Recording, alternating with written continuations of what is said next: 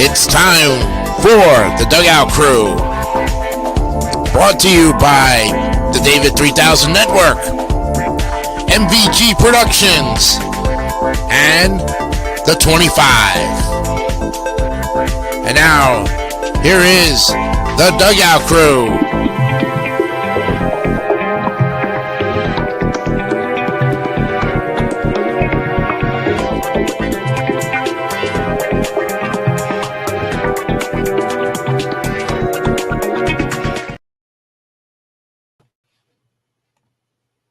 And play ball and batter up, ladies and gentlemen. Welcome to yet another episode of the Dugout Crew podcast. I am your host, Eric Lima. This is episode number 7 of the show. What's going on?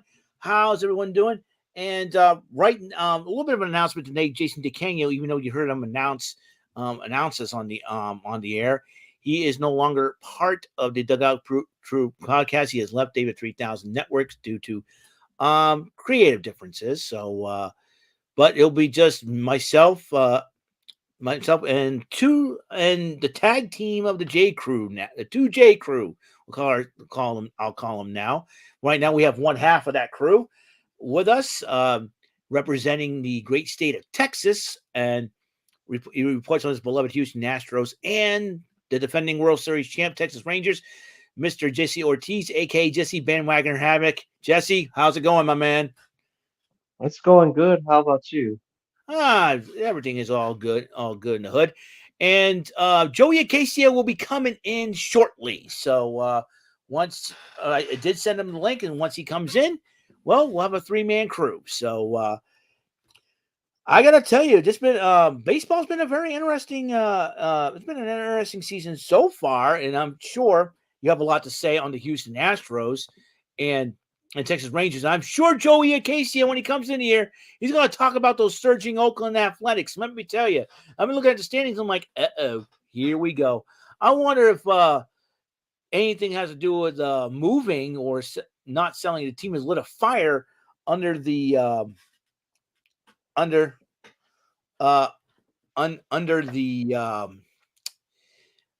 young players of the Oakland Athletics. So. Let's see. Anybody in the comments? Nobody's commented yet. So anything in the private chat? Nothing there yet. So nobody has come in. Only one person's watching so far, and we're gonna get right to it. We're gonna get right into it. 2 people are watching. We're gonna get right to it. To the accomplishments. Jose Altuve joined Starling Marte as the second active player to reach 300 stolen bases. Man, try to catch Altuve on the base pass, man. Catcher better have some cannon arms and not to track him down. I mean, before you know, he's about 700 some odd bases away from reaching Ricky Henderson's record. So he's your boy up there in Houston. What do you think? Altuve and the Stros, despite the Stros woes. What? And ladies and gentlemen, coming in, he looks like Carl Schwarber, but he's the Gorilla Monsoon of baseball. Ladies and gentlemen, Joey Acacia. What's going on, Joey? Well, sorry about the voice. I went to the A's last doubleheader last night. Well, I don't know if you can see, but my ear, I got a little sunburn on my ears. Were you sitting out there in the bleachers or something? Hey, there's nothing wrong with sitting out with the most rambunctious, wild people in the entire stadium.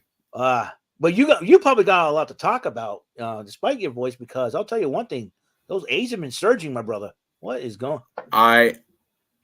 Especially that second game of that doubleheader, they were down. The score changed so many freaking times. The A's have been on a 6-game winning streak. They were at one point half game out of first. That's what's amazing. I know. 18-21. They've gone 17 and 14 since they started the season 1-7. It's just been I'm not saying it was inevitable for them to break out, but everyone's talking about the fact that the movie Major League is going to be based on the A's. All you need now is one of those hot, sexy female owners and take off a piece of their clothing every time we're winning or something like that. I don't know. Which is funny because at the opening day boycott, they had a thing where it was John Fisher and something like that. Oh boy! And it said every time we win, we peel a section and everything.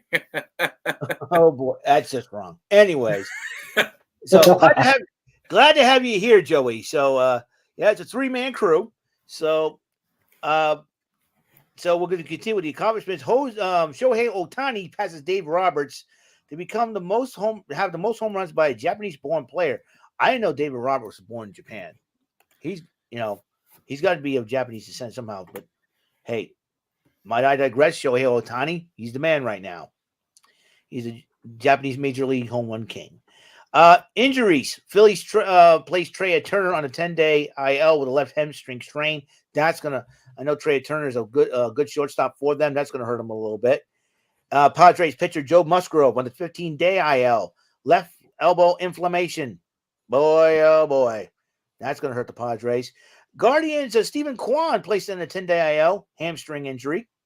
So that's going to be that's going to hurt him a little bit. And I know he's pretty good in the outfield. I think he's a Gold Glover, if I'm not mistaken. Gold Glover. He strikes out almost as much as Tony Gwynn used to. He does not strike out. Yeah, like he won like 160 plate appearances without striking out. That's impressive. That's totally impressive. So let's go to transactions and call-up updates. The Mets' top pitching prospect Christian Scott is getting called up and will likely make his debut this Saturday, May the 4th. That's this past Saturday. I wonder how he did. Marlins trade Luis Arias to the Padres for 3 prospects and a reliever, or so David wrote here, reliefer. Relifer is reliever. David cracked me up. Oh my God! Maybe he needs some Alka-Seltzer.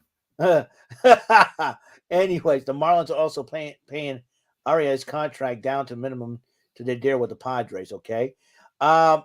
Alek Manoah is called back up by the Blue Jays, and the Guardians called up the number 2 prospect Kyle Manzardo, and also, oh boy, here we go. The White Sox trade Robbie Grossman to the defending World Series champ Texas Rangers for right-handed pitcher Anthony Hoopy Tuinoi Toa. What a name! Okay, Grossman played yesterday and he went 1 for 2. All right. Pirates called up pitchers Paul Scanis. I think he's the overall number 1 pick in the MLB. Yeah, no, they didn't put him in Double-A, straight to Triple-A from college. That's almost unheard of now. He must be that good. How do I put this? The Angels said, "Oh, you're that good, huh? Here's a 5-4 loss." Angels. Speaking of the Angels or Angles, once again, it's Angels. David, spell your right way. Trade pitcher Luis Guillorme from the Braves. Okay. In the other news, the Rockies, for the first time this season, never trailed in a 3-2 win over the Pirates after a 31-game record. Okay. And Astros general manager said this team is too good to become sellers. I think, Jesse, you may have to say something about that. And for the first time, hey, doing Godfather Dom is in the live chat. What's going on, my friend? Yankees captain Aaron Judge gets ejected for the first time in his career. And he was turning around. He was turning away. Yeah, he was turning away. He's like, you got to be kidding me, right? And he's about to turn away, and the umpires are very moody. I think umpires are suffering from PMS. No, I had to watch Laz Diaz umpire yesterday at the second half of that doubleheader. No, never again. Yeah. Top 5 worst umpires of all time. He makes Buckner look good. All right, CB Buckner. And former Dodgers interpreter for Ohtani pleaded guilty to bank and tax and fraud. Could face more than 30 years in prison. I mean, 440 million reasons why, right? Yeah, when you're an interpreter paid by a guy with $700 million in his contract. I mean, come on. 698 of it is deferred. Imagine that. Yeah. So it's really. So that means he's only going to get what? 260 million after this because he took 440 of that and he gambled it away. Yeah, well, because he won't use that money anymore where he's going. 30 years in prison? Forget that, man. Whew. I mean, he could say hello to Chad Curtis. Yeah, Chad Curtis, huh? There's another one. Yeah, no, don't look into his case. He's a terrible human being. I won't do that. So anyways, Jesse, what's going on with the Houston Astros? What's their issue? What's their deal here? Well, they are the worst team. They started off with the worst record since You don't 2011. Don't say. Yeah. By far the worst start ever. Yeah. It's been a long time. The last time they had a worse start is probably when they were in the National League. Ever since they moved to the American League, they've been contending.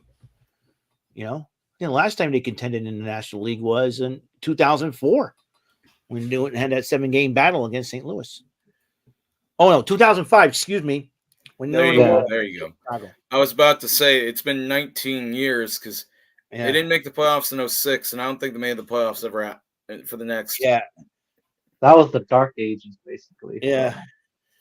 And I know Chicago swept them out of the Sox, but go ahead. From 06 to, I think, 2013. Because then they switched leagues in 14, and then that's when the ball started rolling for them. Yeah.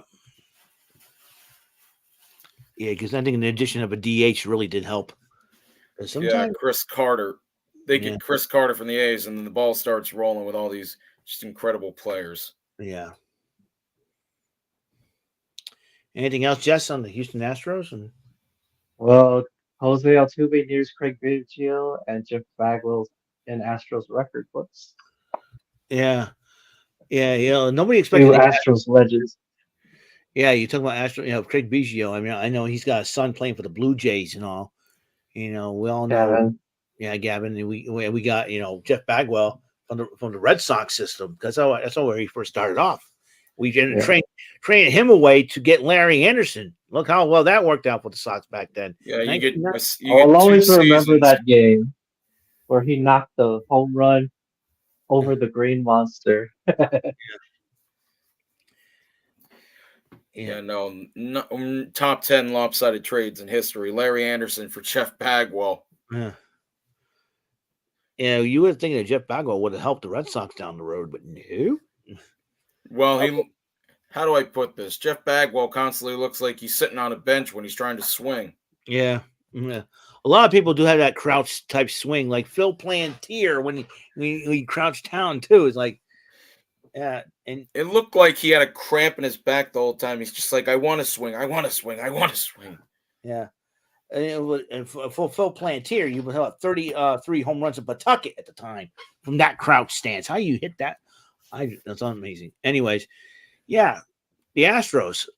Let's talk about them for a minute. It's I am shocked that it would be doing this awful, Jesse. I mean, my heart goes out to you, man. Oh, it all has to do with the pitchers and the bullpen, and then they're bringing up players from the minor leagues. That's not really helping. Yeah, injuries can really do a number on you. And I mean, it took them 9 seasons to get to this point where they've gone to the ALCS. Just 5 seasons in a row. Yeah, that's amazing. So, and some of them, they have made it a World Series once, I believe, out of those 5s. Yeah, no, it's incredible because before that, in 2005, that was their first pennant ever. They never won a pennant before then. Never made a World Series. Never won a pennant. Yeah. Now they've just blown it out of the water. So I think Houston's. This is the one time I feel bad for Houston. They're 36 games. They are not the worst team in baseball. They are still not the worst team in baseball. That's Colorado. Obviously, Colorado. They have not done squat. Colorado is 8-28. The White Sox started off 3-22. Since then, they've gone 6-6. They're actually at 500 recently, so It is amazing. and they just beat the Rays the other day. They were beating the Rays, and then I think they lost. I think it was late innings yesterday. Yeah, but that's another tough one. I gotta tell you, Houston. Like I said, Chicago. I know they're having a tough time. I know Houston, Rockies. Obviously, when you have opponents that have so many home run hitters in their lineups, they can smack the ball right out of the ballpark. Unbelievable. It's unbelievable how But so is that it for your report on the Houston Astros, Jesse? Yeah, pretty much. I mean, We got to talk to this guy here. One whammy after. We need to talk to Joey here because his A's are surging. Second, third place. Tell us about it. What is happening? I have a lot to talk about because go ahead. Believe me, a couple weeks ago when I first started talking about the A's and everything else, I had Houston in third place, where the A's are right now. Right. That's nothing against Jesse and the Astros, but something had to give with their pitching, everything. Framber Valdez, Christian Javier, and all those guys. See, the A's just recently had to make their first move of the season with their pitching staff because Joe Boyle got hurt. Up until that point, they had no qualms with their pitching. Needless to say, I say that, and then Ross Stripling. I know the A's are doing well, but Ross Stripling is not a good starting pitcher. He's not. Kotsay left him out there worse than Billy Martin used to do in the 80s. He left him out there for a 10-run inning in the second inning. It was 1-0 after the first. All of a sudden, wham, wham, wham, wham. It's like the old Bugs Bunny cartoon where the Locos are like this. They're doing the ba-da-ba-ba-ba-da-ba-ba-ba. Oh, the gas house. They're all going around. They're all going around. Yep. They were down 11-0. That's the second time in 2 seasons where I've seen the A's give up. And this is within the same week that the A's scored 20 runs against Miami. And it's funny to think about because Brett Rooker goes on the IL. He's hitting 183 when he comes off. Right. As of yesterday, let me go back to him. Oh, that doesn't help.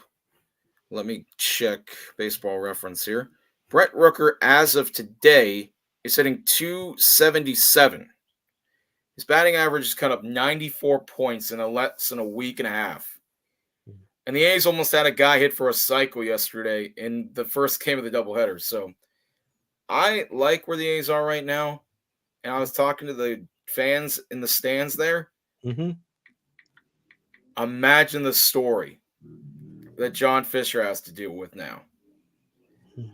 The A's are 3 games under 500. If they keep winning, how much egg do you think is going to be on his face when the A's keep winning?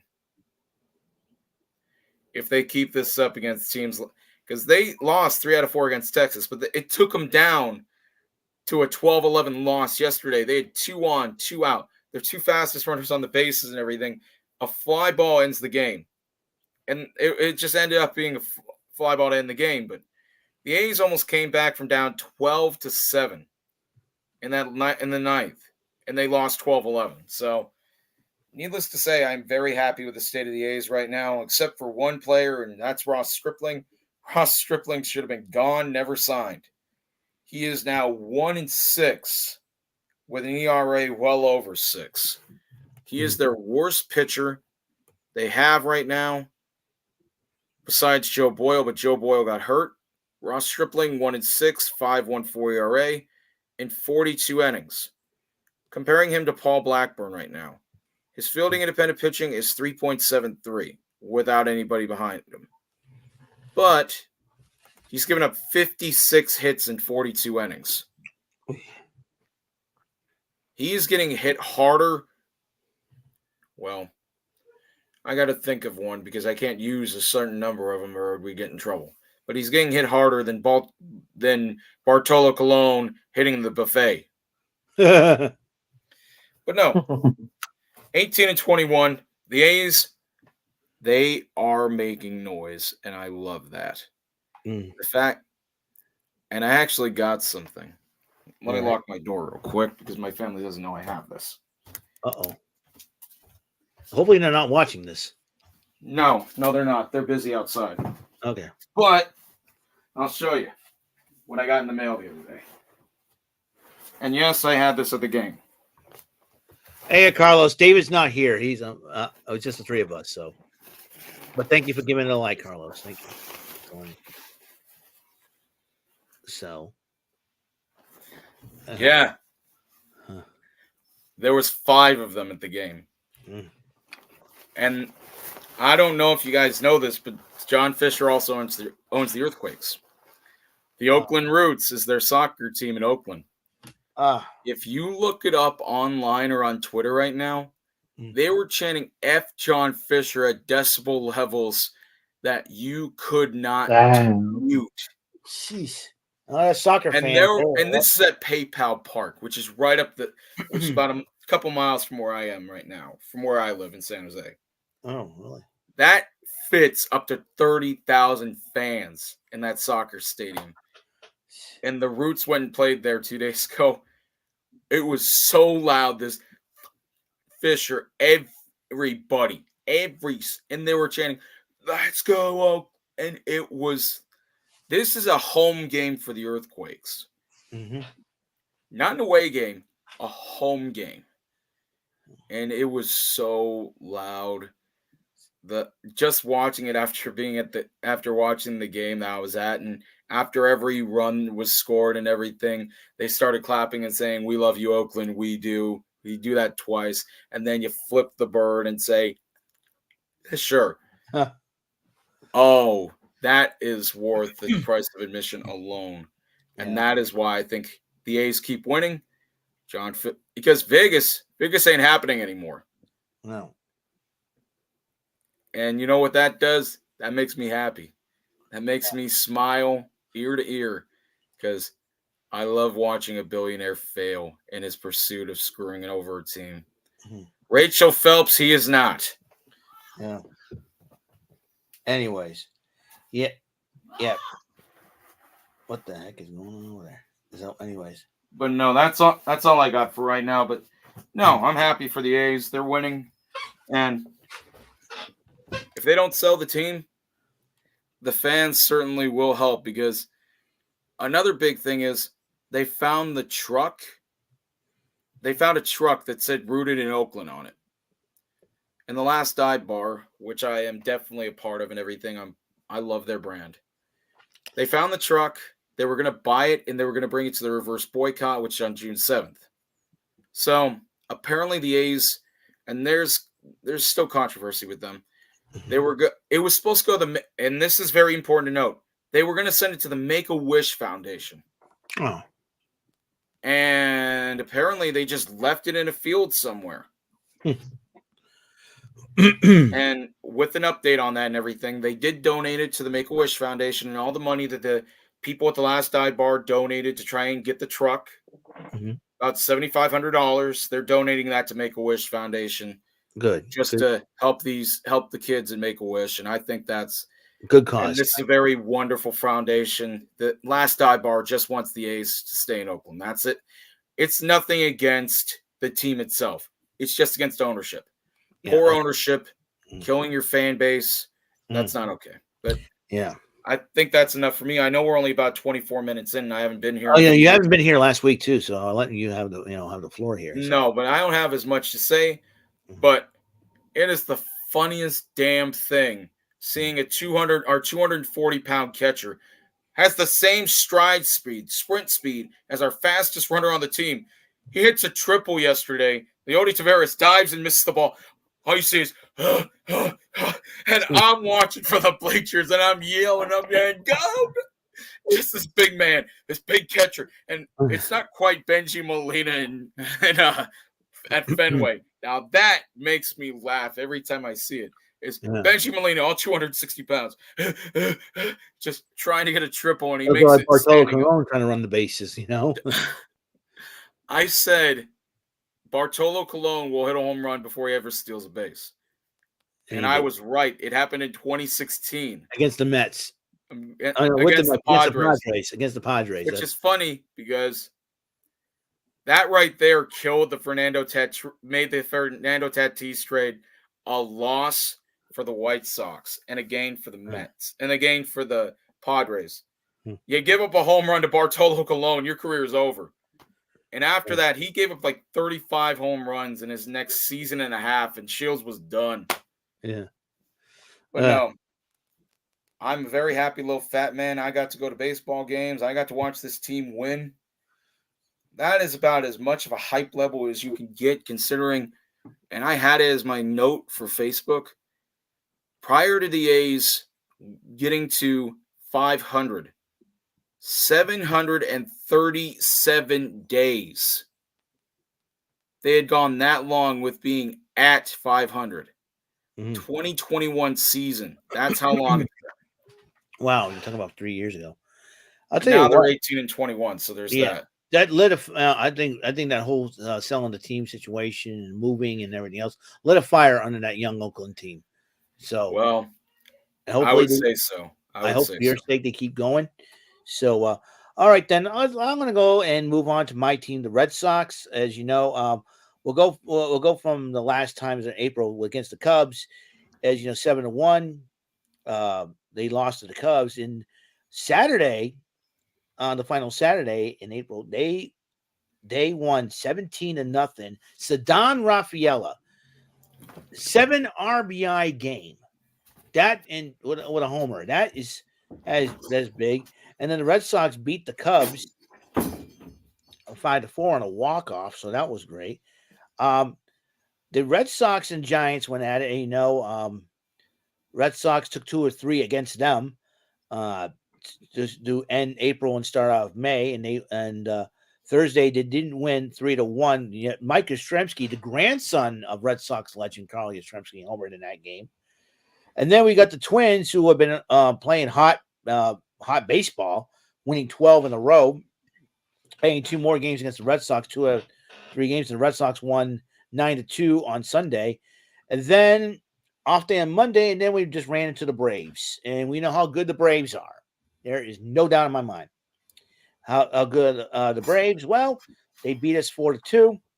Then they shut out the Red Sox, thanks to some great pitching from former Red Sox pitcher Chris Sale, and it's 5-0. I know the Braves are good, and they're only a 2-game series. So another day off is today. So they'll try to come back at it tomorrow and back at Fenway. So Fenway, we got the Mets Nationals. The Nationals in a 3-game series. Then we got, let's see, first game tomorrow night at 7:10. And then the second game Saturday, 4:10. On Mother's Day, May the 12th, 1:35 p.m. I will never forget the Mother's Day miracle in 2007. That was crazy. And the Red Sox scored, believe, 5 runs in the bottom of the ninth to win it. And it had to be on an error. And when Kevin Millar was playing for the Orioles at the time. We got a 3-game series against the Rays. 4-game series against the Rays, Monday through Thursday.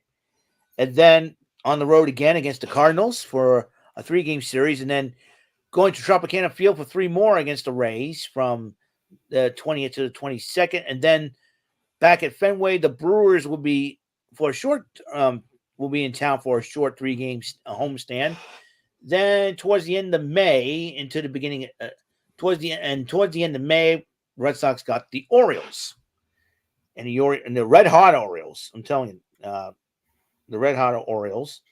Now I want to go to the Red Sox transactions here because I think it's very important what the transactions are.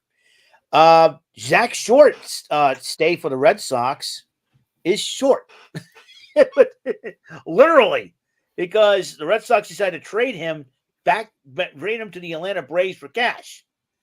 Oh yeah, trade the guy to the team that just beat them, just for cash, because they did designate him for assignment and they traded him.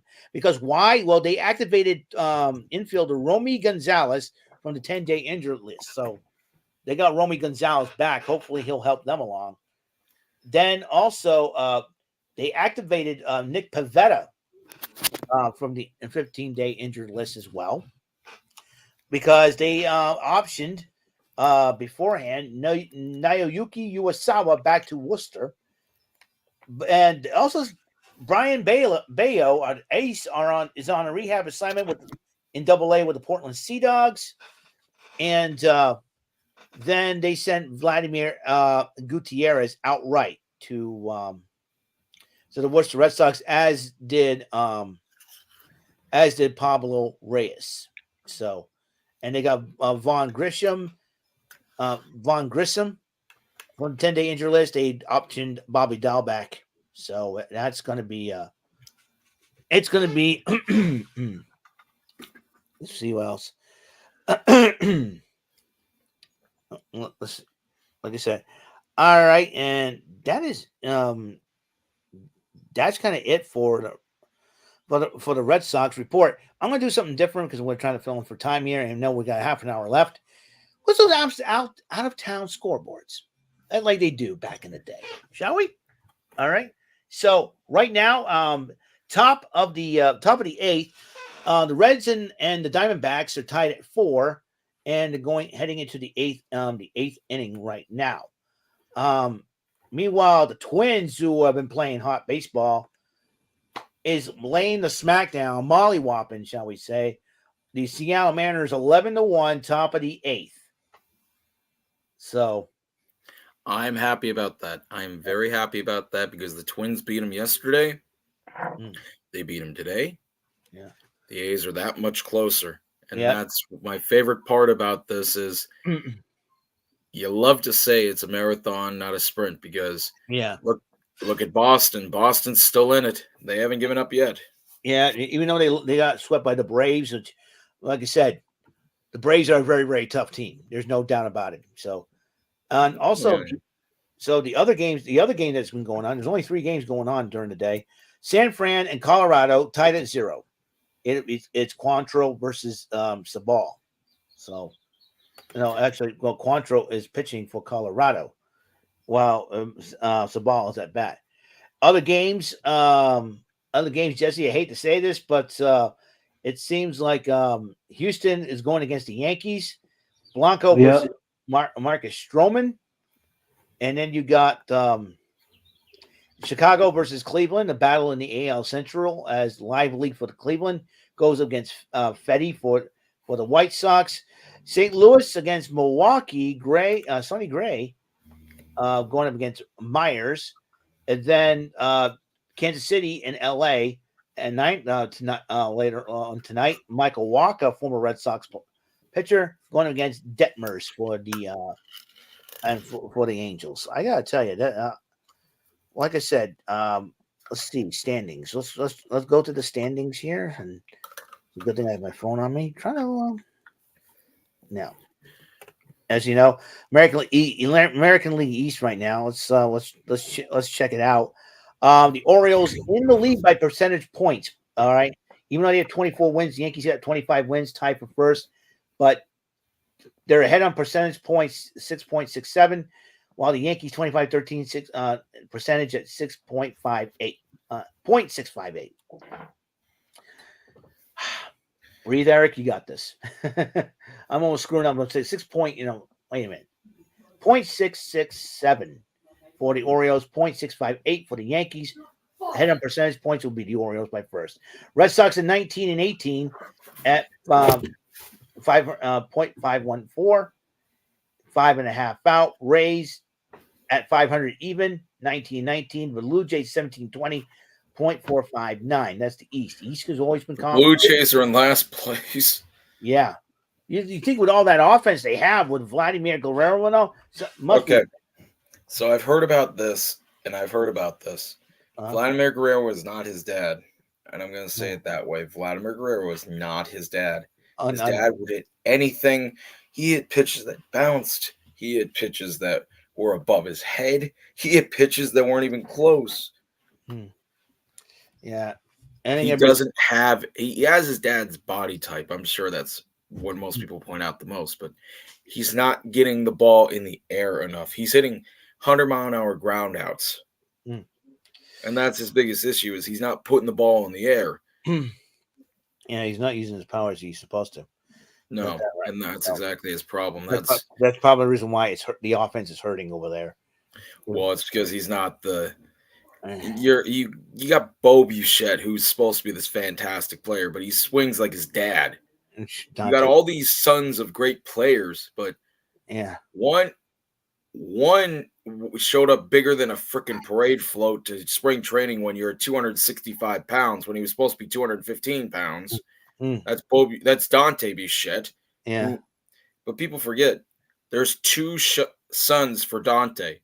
His other son, Dante Bichette Jr., he just burned out of the league almost immediately. He flamed out. Yeah. I mean, he was not as good.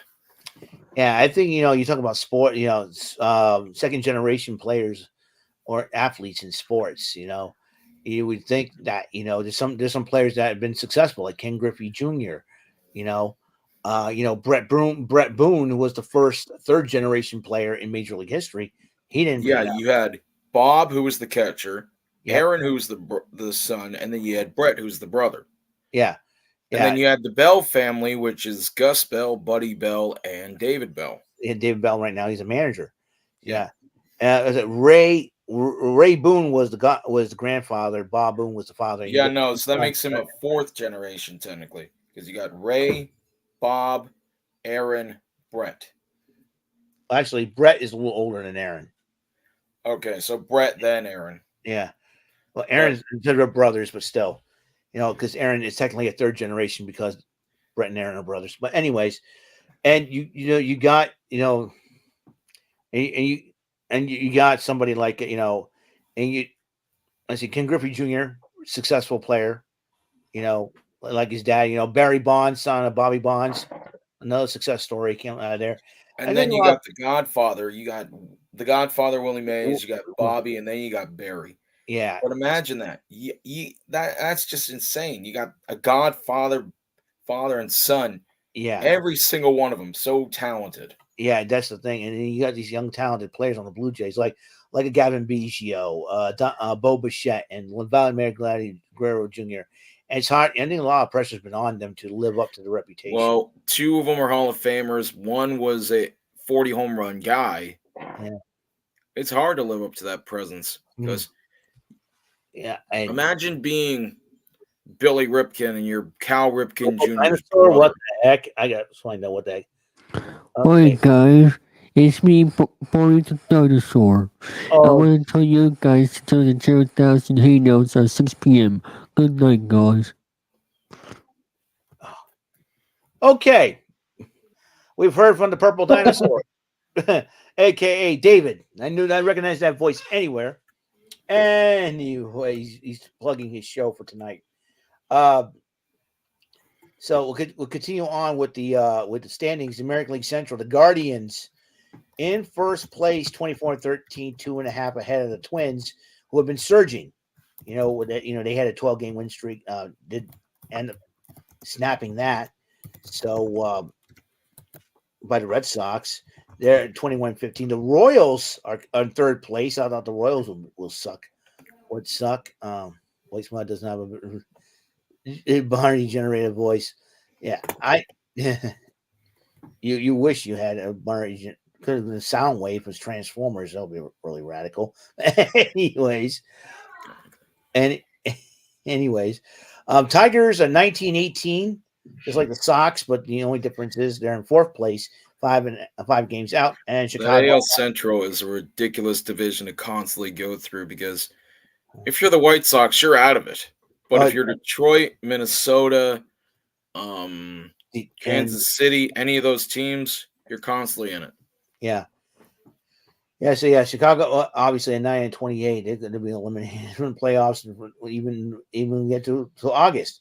And that's the part that honestly sucks there, Eric, because they did the draft lottery. You know how they do the draft lottery with the NHL now, and now they're doing it with MLB.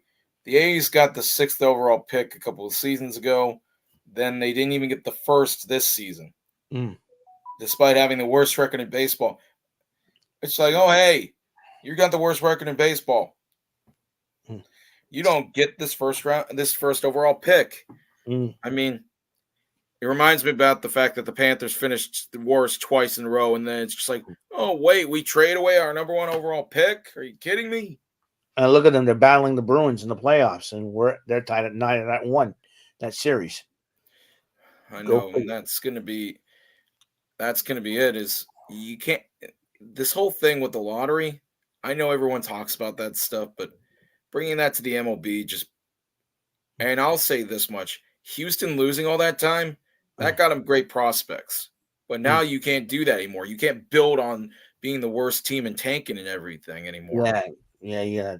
But with San Jose, the Sharks got the number 1 overall pick. I know, and I'm not really a hockey fan.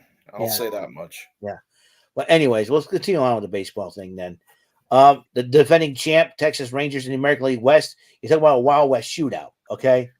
They're at 22-17, first place. A game over Seattle at 20-17. Well, here's the crazy part. They had here the Angels placed in third place at 14-23 with 7 games out, and Oakland is 18-21, 4 games out. I don't know. Google's messed this one up.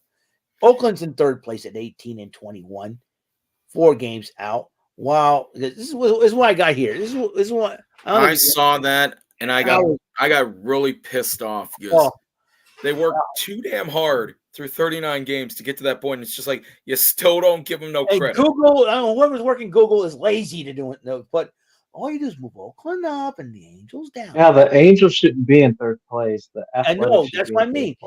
As like Oakland is up and the Angels are down. I guess they still think Trout's playing.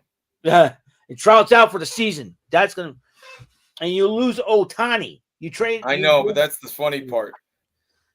Yeah, Trout, fresh on the platter. Yeah, how stupid is Angels ownership? Artie Moreno. That's all you need to know. Artie Moreno. He's no Gene Autry. Yeah. Anyways, so Oakland's in third place at 18-21, 4 games out.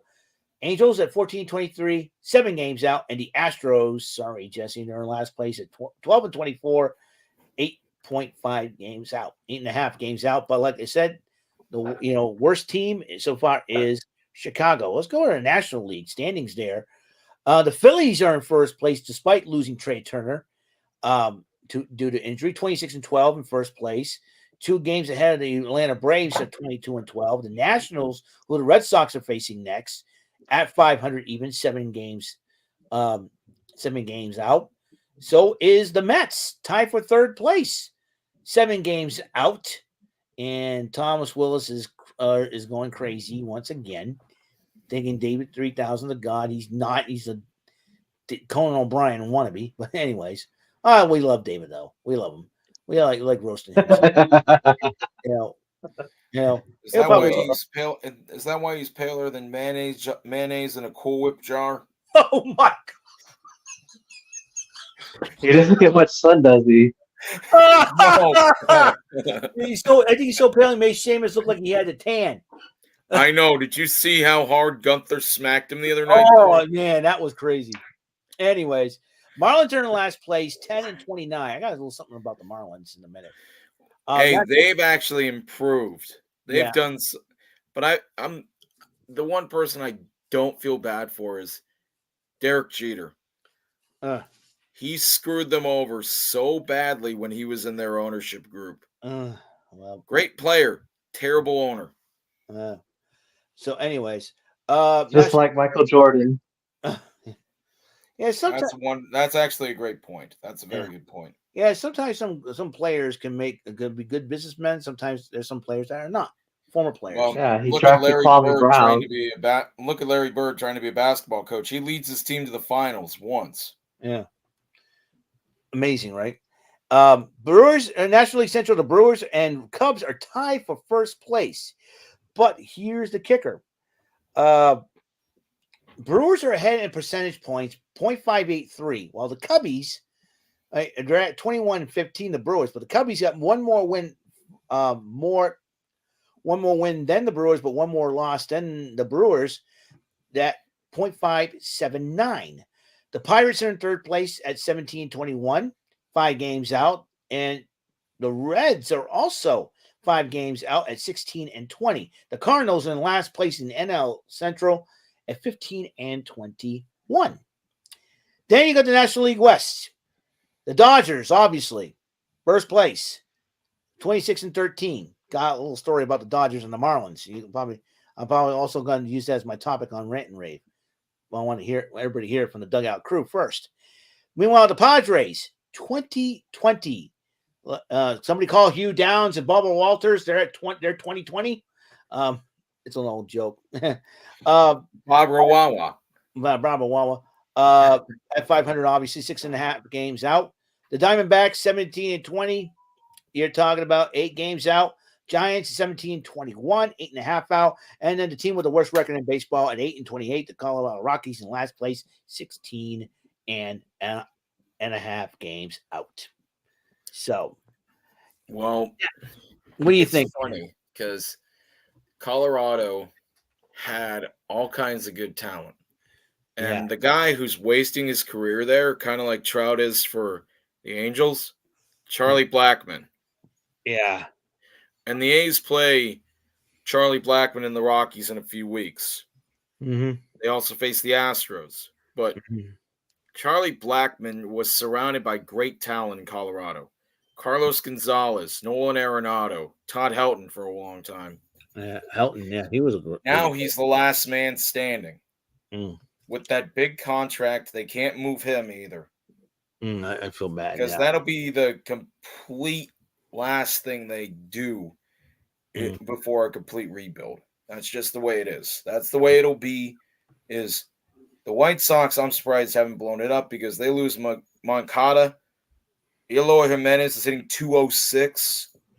They lose Tim Anderson to the Marlins. Now, like, that was a big loss because Tim Anderson's not hitting in Miami either. Because the number one thing about Tim Anderson, it's not the attitude. Besides the fact that Jose Ramirez went, bam! Down goes Anderson. Down goes Anderson. And Anderson's got to keep his emotions in check. And sometimes that could affect your gameplay, too. Sometimes you let your emotions control. If you let your emotions control. He's hitting like 211. That's a lot. And that was after the A's series where he wasn't doing anything anyways. But there's so many things going wrong with these 3 teams that are on the bottom because what's funny is the A's were expected to lose another 100 games this season. Pythagorean record still it has them at 17 and 20 right now. 17 and 22. A couple weeks ago, no, it was the other day. They went from a less than 1% chance to a 3% chance to make the playoffs.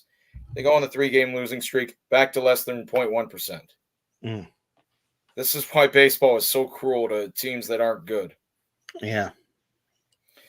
Meanwhile, there's the Red Sox who are sandwiched in between 2 teams that were perennial playoff contenders in the Rays and the Blue Jays, who nobody expected to be in this position. And then you got the Yankees and the Orioles, who were the dominant teams during the 1990s. And then you got the Red Sox. I think it's more that the Red Sox are like this than like this because they've got plenty of good players, and there's nothing wrong with that. It's mostly in the injuries. I think that when you're talking about the Red Sox, they've been a mass unit. So, well, if anything, the Red Sox are still holding strong with what they have. Yeah. But if I have to think about the Astros and what they lost, I think they lost 2 key cogs. And you'd be surprised what I said about the other piece, but losing Carlos Correa was one of them. Right. Yeah. And then the second one was actually Martin Maldonado. I know you're probably going to ask, why does a catcher that hit 175 for them during their best years matter? Martin Maldonado was keeping that pitching staff together. He's kind of doing what Jeff Mathis did for years. No, he's not hitting the ball well, but he could get runners off the bases. He could help a pitching staff, veteran leadership. He's like a lower paid version of Salvi Perez because he started out in Kansas City. People forget. No, he played in Milwaukee. He's played with the Astros. I think he played briefly for the Royals. But no, he's been all over the place. And everywhere he's gone, he's helped each franchise and he stayed longest for the Astros, and he helped win them 2 rings. So that's just the way I see it. Because the Astros also had Brian McCann and Hank Conger, but Hank Conger didn't do anything for him. McCann actually helped him quite a bit, but I think Martin Maldonado really helped that pitching staff get through a lot of tough times. Because it's not about your starting catcher. It's about who your backup catcher is. Because I got 2 words for you, Mr. Lima. Doug Mirabelli. Oh, yeah. Because he was Wakefield's personal catcher for many, many seasons. And then they traded him for Josh Bard. Wakefield slowly starts pitching worse. And they call, what's his name? AJ Preller. Hello, Mr. Preller. I need to get you 1 catcher from Boston. Who do you want? I need Mr. Doug Mirabelli back. Hang up the phone. They get him from San Diego to Boston on a flight to come catch for Tim Wakefield. Wakefield goes like 7 strong, gives him like 5 hits that night. And he comes in full uniform 5 minutes before game time. I'm ready, coach.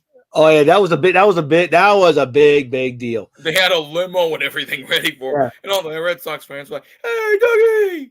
I think Dennis Leary made a joke about it when he was on with Lenny Clark with the Orsello and Remy's. Oh, we get police escort. We had to stop at Dunkin' Donuts and something like that.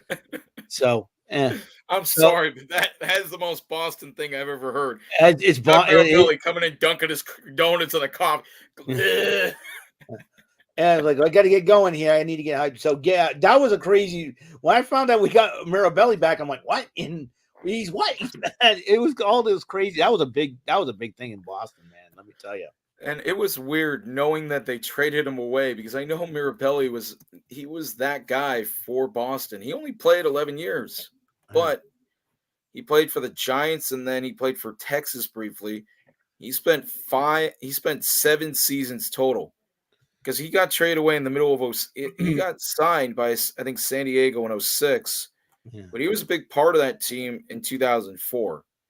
He didn't play much, and he didn't play in the ALDS. He did play in the AL, and he played in the World Series, got a base hit. Yeah. And then he didn't play in the World Series for them in 07, but he helped lead that team. Yeah. Well, I think when Wakefield was hurt and he gave up a roster spot for John Lester.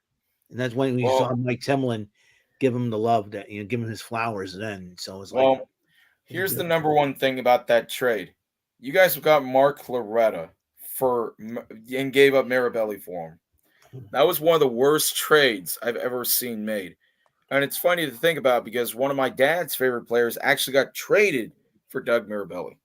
And I have the guy's bobblehead in my room somewhere. Justin Dukeshire. And I imagine when the Red Sox fans heard, who's Dukeshire? Who's Dukeshire? I'm not saying Dukeshire. I said Dusha. Dusha. Anyways. Loretta was an all-star for you guys in 06, and I think you guys kept him for 06. 1 season, all-star for you guys. And then he hit a walk-off. That's the thing. Doug Mirabelli helped lead you guys. Did you guys not make the playoffs in 06? Yeah, I don't think we did. No, you guys did not. But it's interesting to think about because Clay Meredith was one of the guys you got back, was one of the guys you traded to from Boston with Josh Bard. So you guys got an all-star season of Mark Loretta. Then you get a World Series ring because you get Mirabelli back for 06 and 07. Yeah. That is the biggest steal. You get an all-star player, you get Mirabelli back, you get a World Series ring, and meanwhile, the Padres are like, we made off like gangbusters. No, you lost the ring. Mr. Playoffs went deep in the playoffs from like 06 and 2018. Red Sox did this thing. Well, that either really sucked and missed the playoffs or went deep in the playoffs. Yeah, there's a couple of times we, a few times we missed the playoffs, that trade for Josh Bard in 06, it was May 1st. And Josh Bard hit 278, and then he goes on to hit 338 for the Padres. The rest of his career, after 07, where he hits 285, he hits 202, 230, 214, 210. And then Meredith, I don't even think he pitched that long for the Red Sox anyways. I don't think he had more than a few appearances. Yeah, no, he pitched 3 games in 05, 27 ERA of 2,700. Yeah. So no, steal of the century. Mirabelli gets to come back, have his Dunkin' Donuts, and get another ring, another donut on his finger. And I'm sure, I think Doug Mirabelli, I want to know what his thoughts are with the death of Wakefield and all that. I mean, he's got to be. I don't mean to make light of this because I know Wakefield was still a great man. But if your designated catcher isn't at your funeral, is he really your designated catcher? Well,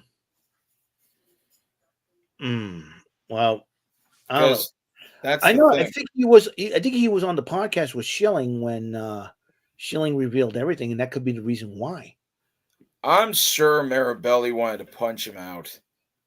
I'm sure because I bet and the number one thing is Mirabelli was there because he was part of that team. Nobody wanted Schilling there. Yeah, nobody wanted that 20-year celebration. Nobody wanted Curt Schilling there. And Curt Schilling made the wise decision not to show up. He said, "I'm not going to show up because it's about the team, not me." Because he knows in the back of his mind too that if he shows up, there's going to be a lot of heat on him. Obviously. Well, how do I put this? It's not nuclear. It'd be X-Pac heat with go away heat. Yeah, go away. Yeah. Yeah. No, you would not be able to.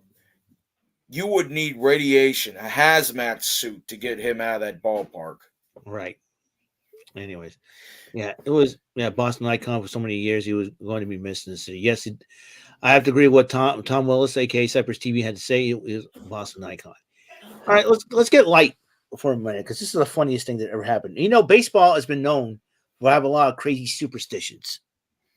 You mean like Wade Boggs and all the beer and everything and eating chicken every single game at the same time, 150 ground balls. But there's an unwritten superstition where if something, let's say, if a no hitter has been going on, let's say, don't even say it.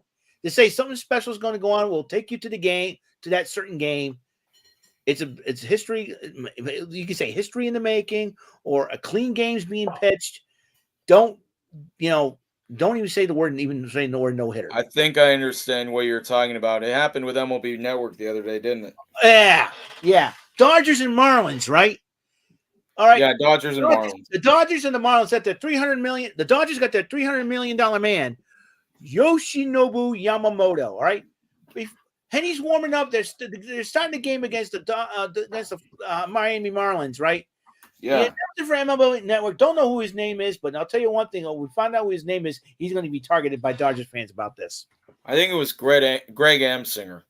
Greg Amsinger? Oh, that's a great. Yeah, there's an arm stinger because he stung. Because he stung Yoshinobu Yamamoto. He goes, "It's a no-hitter alert. He's going to throw a no-hitter." You don't say that. And this is before the game even started. You do not say that. And what happens? First pitch, the Jazz Kism, and the bleacher creatures in fair territory's got a souvenir, 1-0 Marlins. It's more like the first pitch of the game, no less. It's more like the Super Mario Brothers Wonder talking flower incident. Like in the first level, where your elephant Mario, that Gooba looks so serene. Boom. Well, then, that's what it's like. Yeah, no, you don't expect, especially with that, because it's funny. JP Sears the other day, he had his last time out against the Rangers, 1 hitter. He pitches to Marcus Semien, base hit immediately right off the bat. Yeah. And then I think the most abrupt thing about yesterday's game was it wasn't so much that it was busy in that second game where there's 23 runs scored. It was the fact that JP Sears is on the mound and we're thinking, hey, they have a 2-1 lead. Semien comes up. All right. 412 feet. And I'm sitting there thinking, and I'm thinking, And I'm thinking to myself and out loud, I said, well, at least they held the lead for a few minutes. Mm-hmm. All right. Well, that about wraps it up here. We got 1 more minute to go. So that about wraps up. I want to thank Joey Acacia for coming in and welcome back. And Jesse Havoc, tell you what, don't let the Astros give up. Don't give up on those Astros, man. I won't give up on my Red Sox. You know, I mean, I didn't give up on the A's, and look where they are now. yeah, exactly. You never gave up on your A's. There you go. So we got to follow your example, Joey. So thank you all for watching the Dugout Crew. I want to thank those in the live chat, Cypress TV, David 3000 Network, Excelenium, and Godfather Don for coming in and saying having your say. So thank you for tuning in. And until the next episode, hopefully your life hits you another home run. All right. I'll see you guys later. We'll see you guys later. Have a wonderful, wonderful rest of your weekend. And Rant and Rave tonight at 8 on the Brandon Martin channel. And we have a hangout on this channel here, the hangout, Chilling 3000 Hangouts, 6 and 6:30 after his interview, 6:30. That's where you come in. So we'll see you guys later, and have a great and wonderful day. Rest of your day. So long for now. See ya. Peace. Bye. Yeah.